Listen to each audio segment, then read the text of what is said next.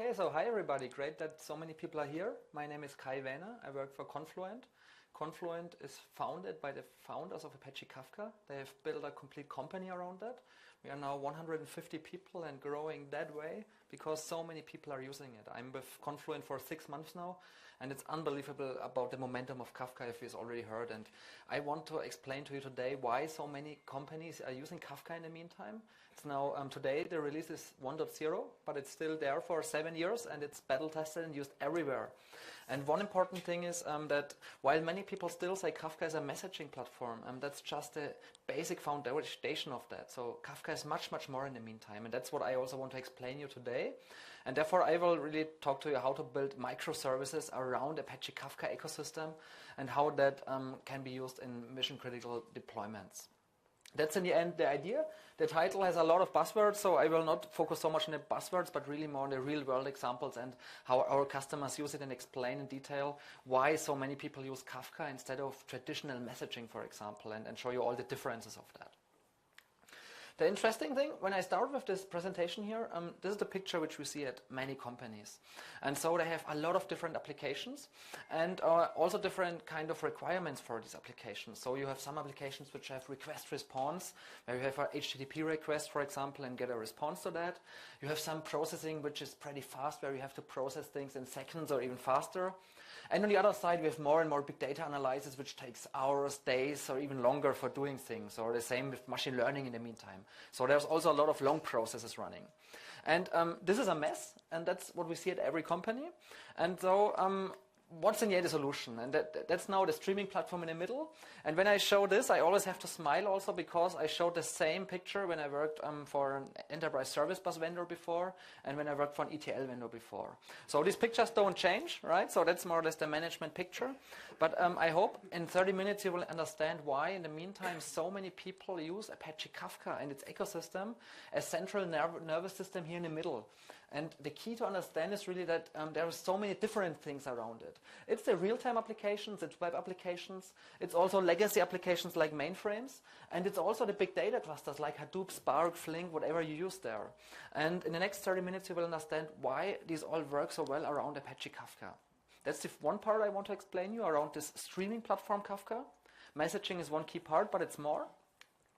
And the second part is then also how is this related to microservice, the other big buzzword we see everywhere.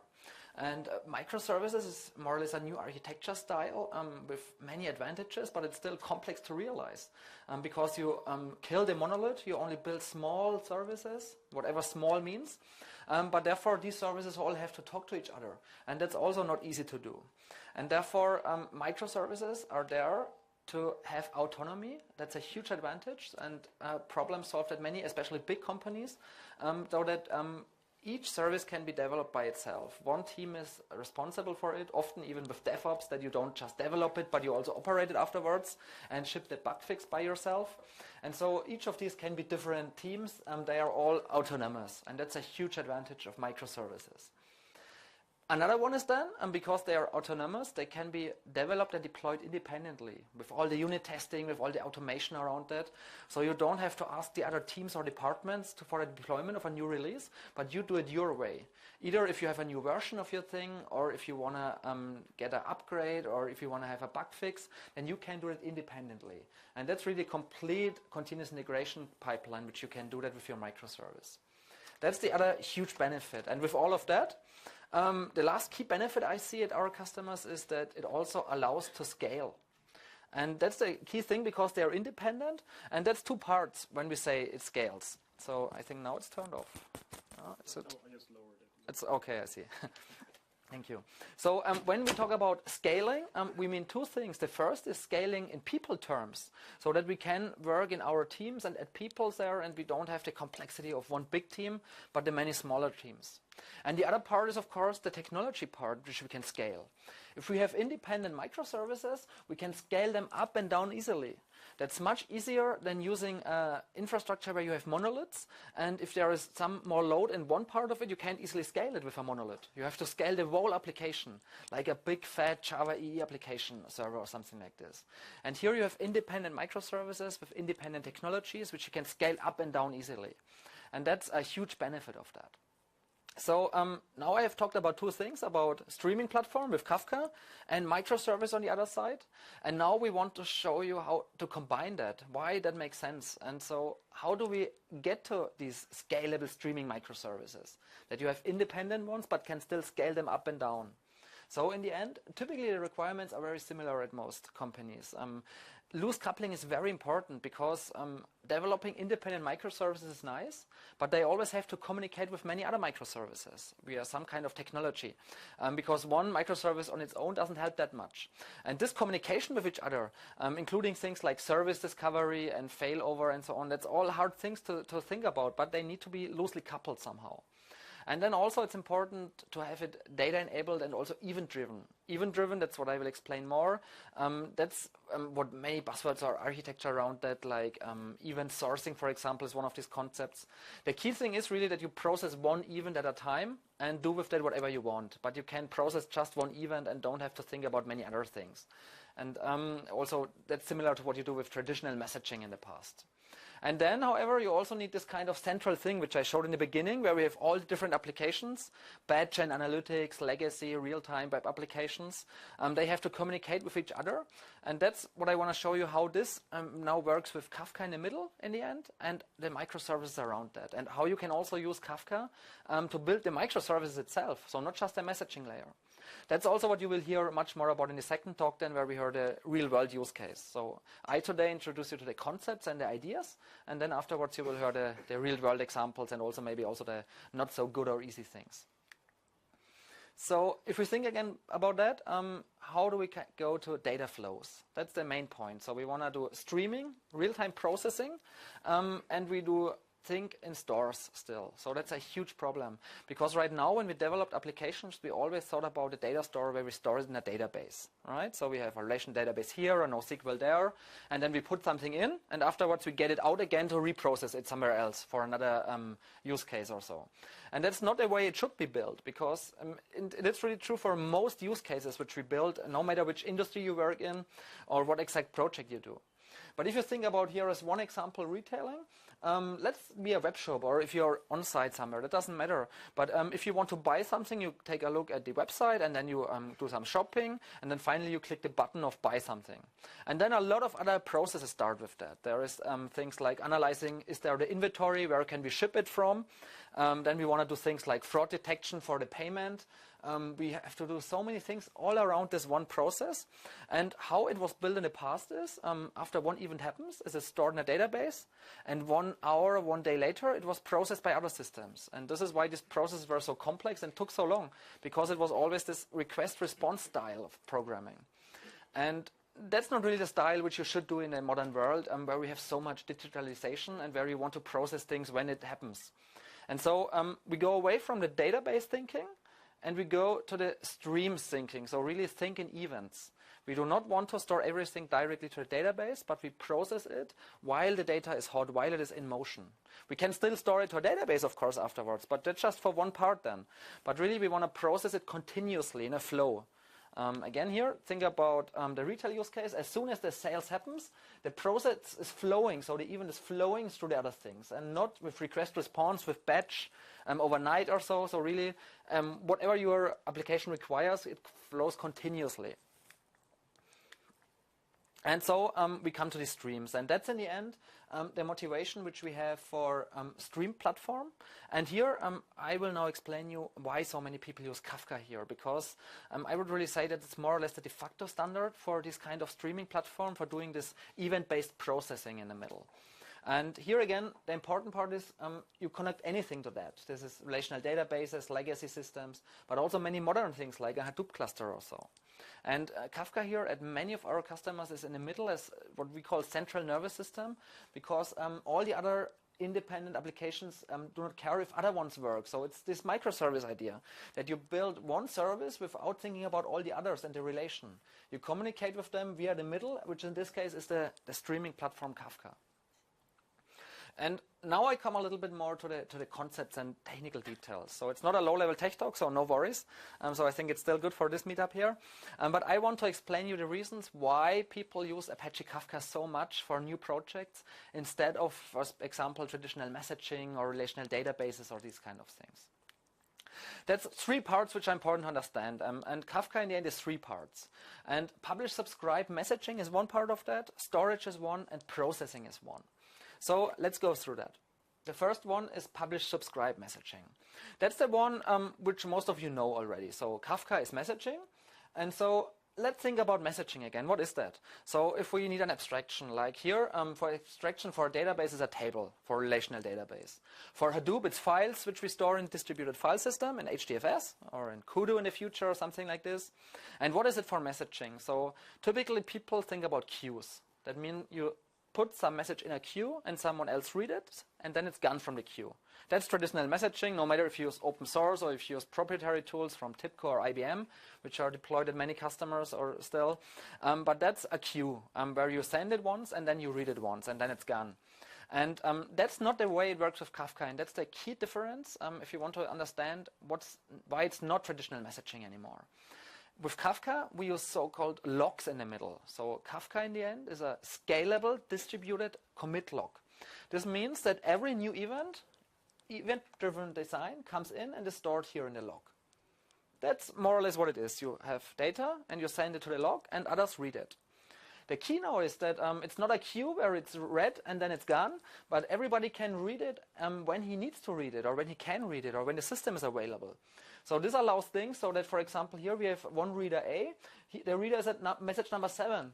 The other reader already was faster and is at message number 9, right? And so he can process in its own speed. And therefore, you can have a system like a real-time processing system, for example, a fraud detection system, which has to track every payment message, for example, when it happens. Because you have to decide within 1 second, do we allow the payment or not?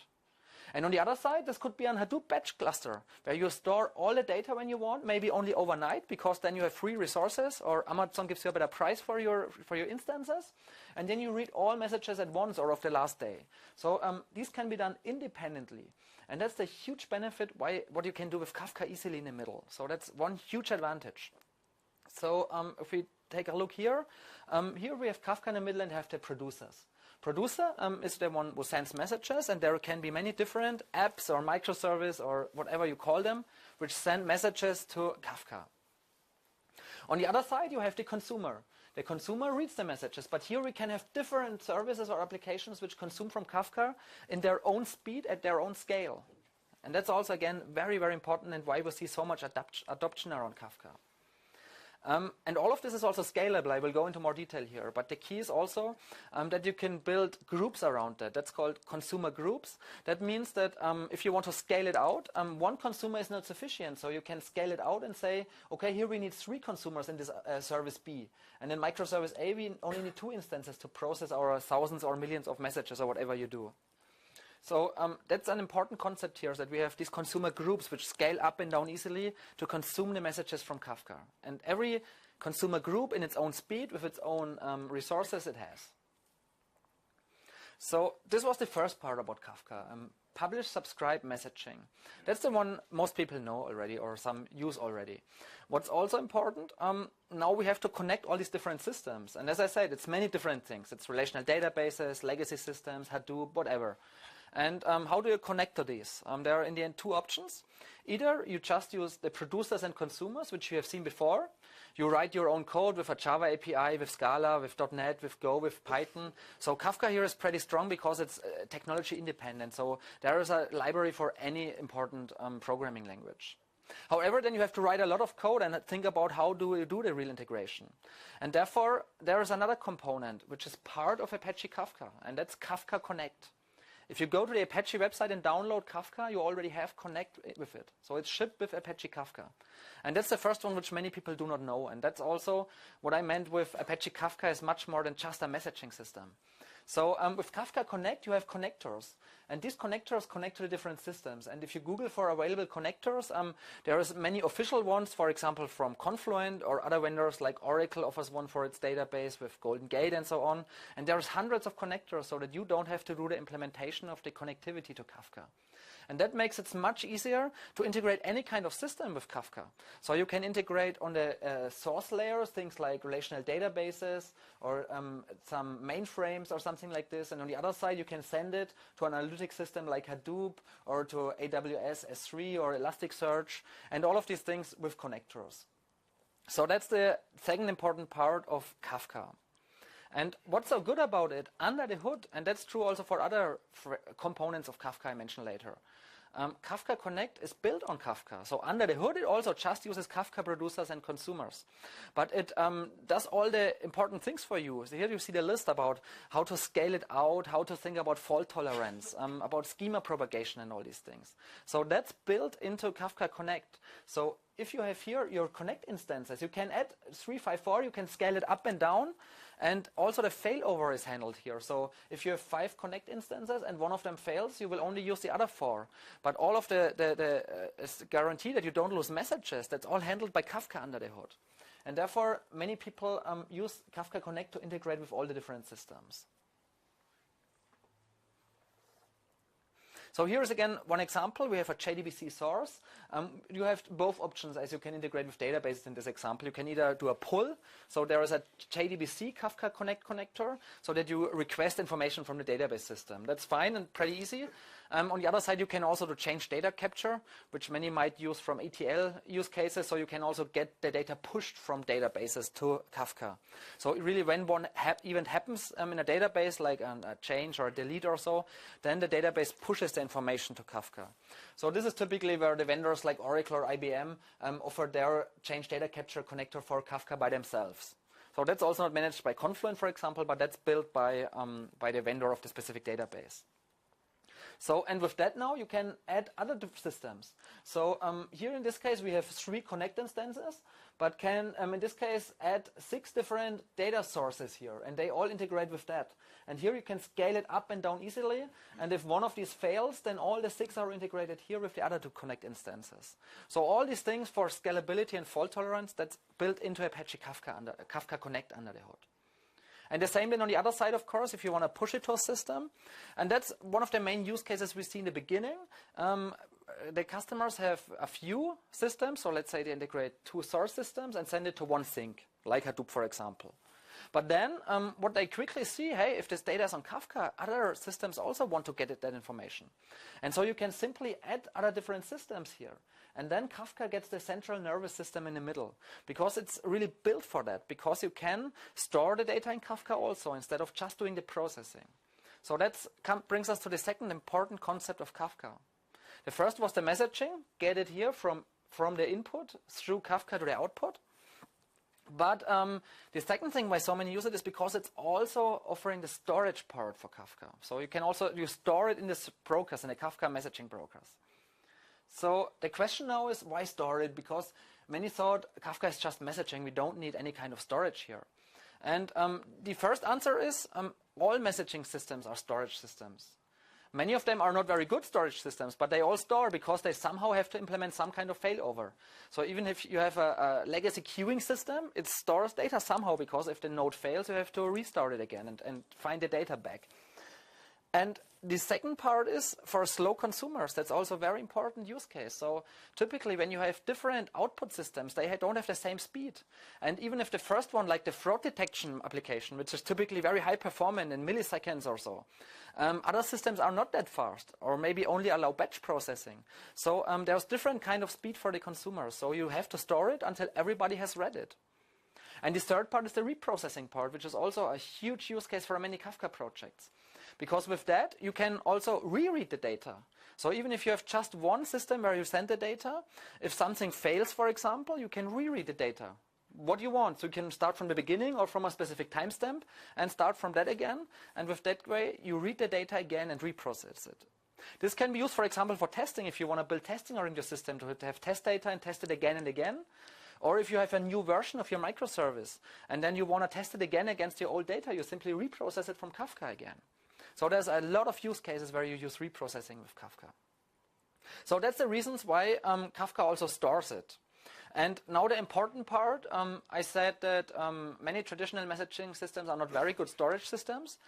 For Kafka was built to be a good storage system. So it was built for scale, and it was also built for fail. So it was built, if it fails, that the data is still not lost, with several different concepts. if you think about the scalability, it's like a file system. So you can process data very fast. So we have huge deployments at our customers. They really process gigabytes of data through Kafka. And the big reference customers are things like LinkedIn or Netflix, which have really petabyte scale. So that's also one of the reasons why many use it in new projects, because it's proven at the big ones, at the big tech giants. And therefore, if that data volume can be handled, then probably your ones can also be handled. However, in addition to the scalability of a file system and the processing, you still have the guarantees of a database. So this means that Kafka can guarantee that the data is not lost with several concepts under the hood. So you store the data and you can still guarantee the ordering like you have it in a database. For that again, the reason for this is because Kafka was designed to be distributed and designed to fail. And therefore you have concepts like replication, so that you can configure, depending on your SLAs and requirements, that you automatically replicate incoming data to different Kafka brokers. So typical use cases, many customers use a replication factor of 3, so that if a message comes in from a producer, you store it at 3 different distributed brokers. So if one fails, it doesn't matter, because it's still stored in 2 other brokers.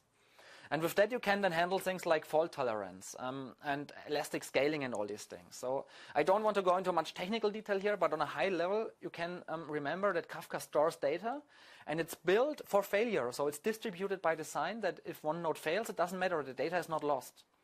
And there is a lot of configuration options, and I think in the second talk we will also hear that that's not easy always to do that. But it's very flexible, and you can configure it in a way you want. Either focus on very high performance or really on guarantees. So we also have in the meantime some banking customers which implement financial transactions, and there you have to guarantee that the data is processed. So this was the second part of Kafka. So we send messages, we also store the data for different output systems and with replication and all these things. And now this third important part, and that's also a part of the Apache Kafka which you already download when you go to the Apache website, is the processing of data. So right now we only have source systems and we get data into Kafka, either via producer and consumer or via Kafka Connect, and then it's there, and then we get it to our output like Hadoop or Spark or Elasticsearch. But in the middle, often you have to process data. And that's now where we come to this streaming part. So there are different buzzwords again. Some call it stream processing, some call it streaming analytics.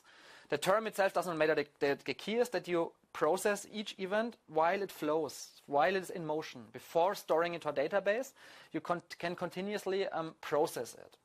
And that's called stream processing, or any kind of these terms.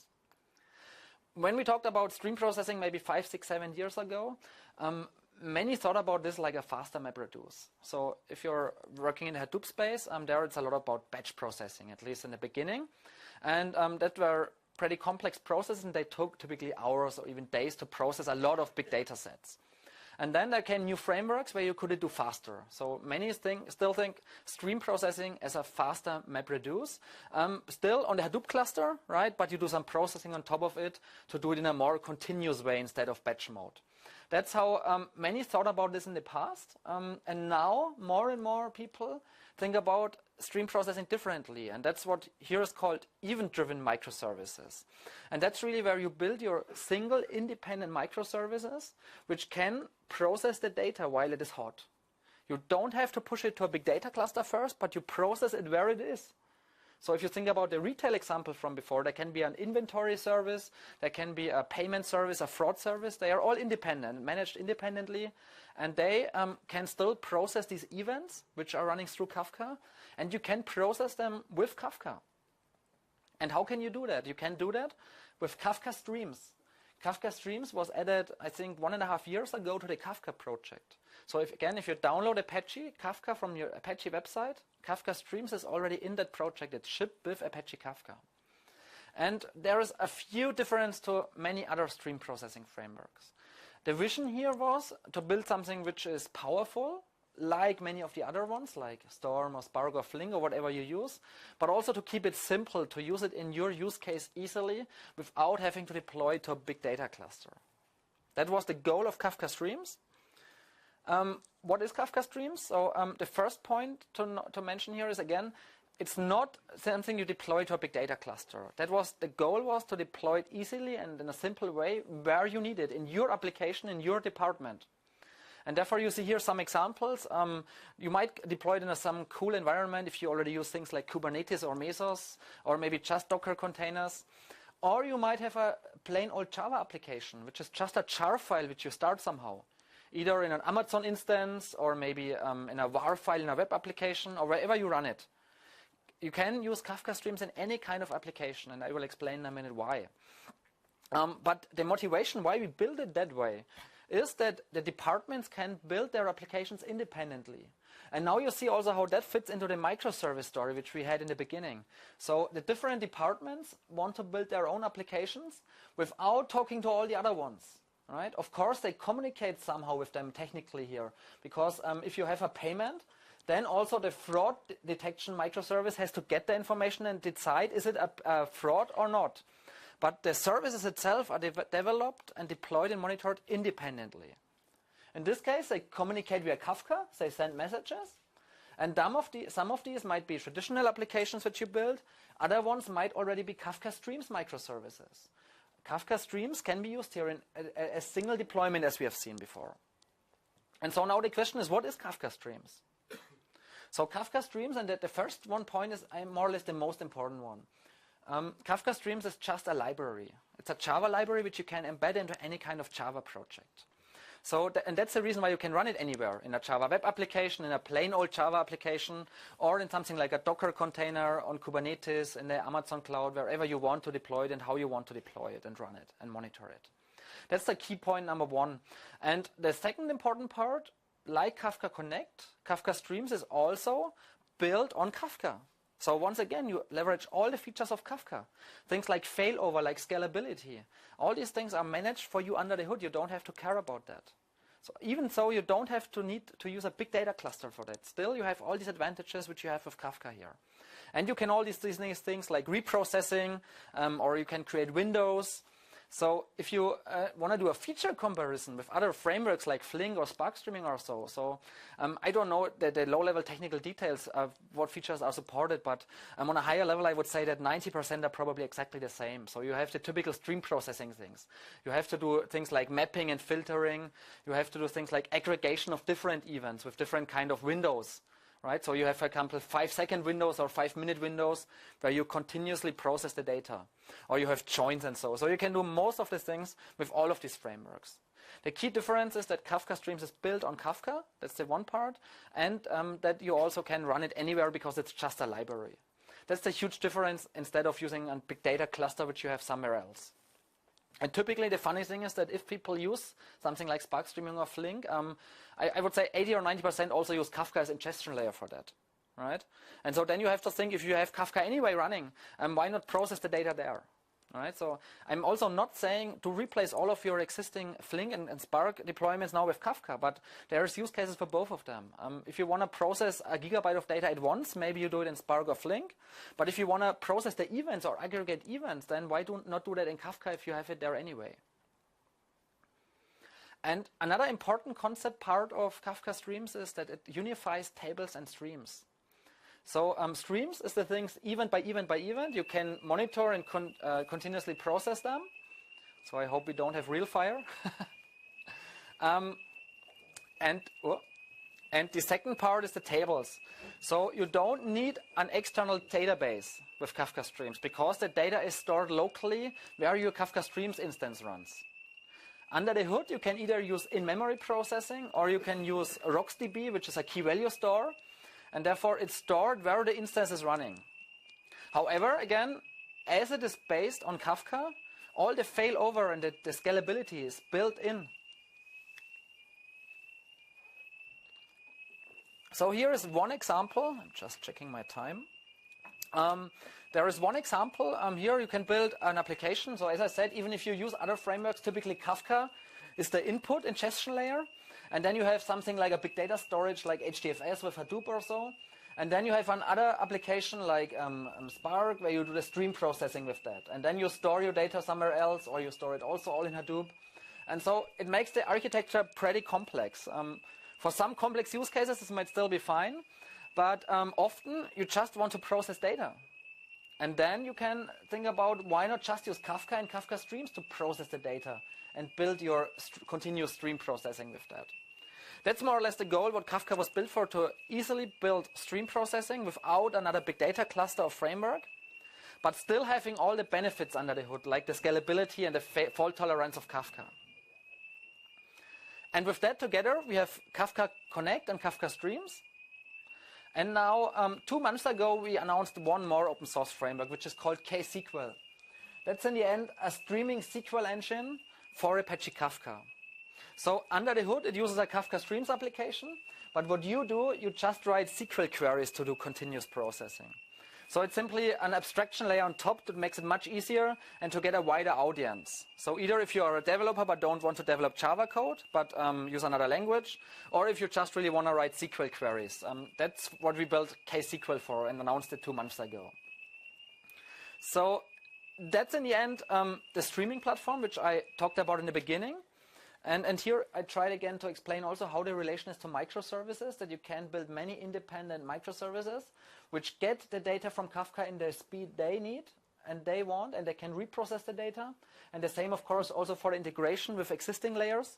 So that's also a use case we see often, that some databases or systems are not available all the time, and so they can only connect to Kafka sometimes.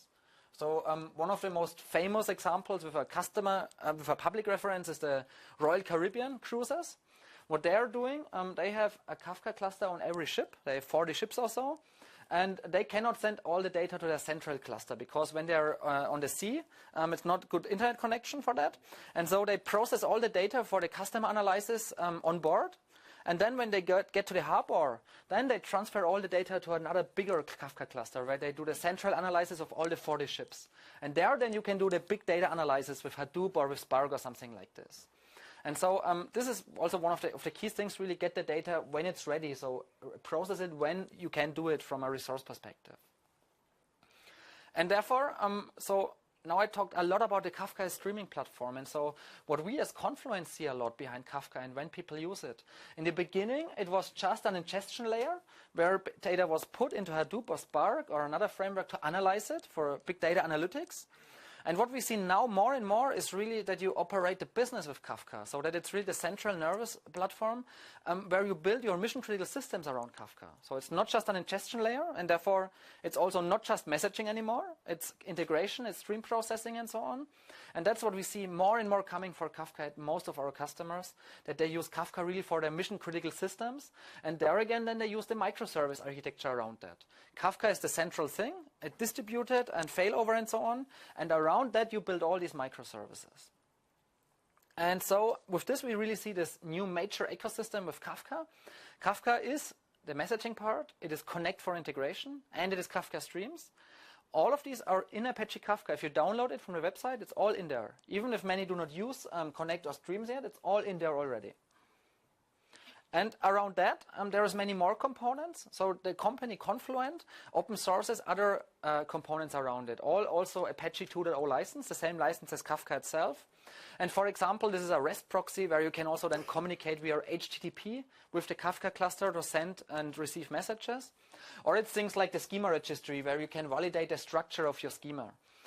That has a lot of benefits for messaging you need it in general anyway, but it also allows evolution of structures. So that means even if producers change their structure, the consumers do not have to change at the same time, because under the hood, the schema registry allows an evolution of the schemas. So you can, for example, add an attribute in the producer, and the consumer does not have to change there and can still read it because this mapping is automatically done.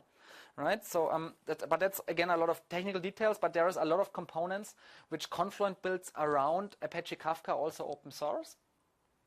And then as last part, of course, I mean, that's the typical open source business model behind Confluent. We also have commercial tools like Control Center for end-to-end stream monitoring from the producer over the Kafka cluster to the consumer, where you can find out things like latency issues and lost messages and all these things. Or another key point, what we do is a multi-data center replication, because often with Kafka you have different data centers where you want to replicate data, either for active-active deployments or for active-passive. But most of our customers in the meantime have several deployments of Kafka and not just one, and want to replicate the data. So final slide to summarize this up. Also the title here, the rise of a streaming platform.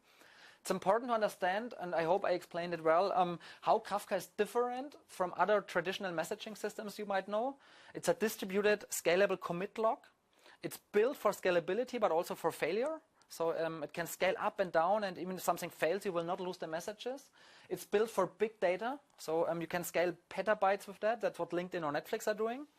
And it's much more than just the data messaging. It's really about connecting to everything, then processing everything with Kafka Streams, and then sending it out to the output.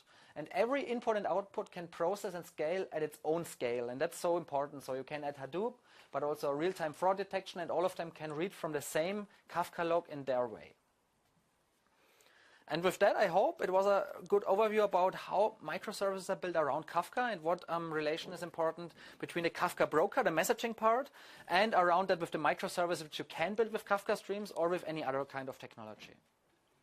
And with that, now I think we have a few minutes for questions. Okay, thanks a lot.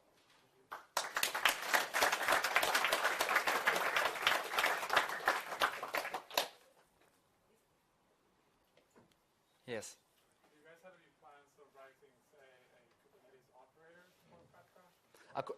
So the question was if we have plans for a Kubernetes operator. Well, actually, we are not really building an operator for that, but to be honest, many of our customers are using or planning to use Kubernetes. I see a huge traction there, and therefore we already support that, so you can do that, and we do that at customers in production, and we help our customers doing that, but we are right now do not have the strategy to build a tool for that.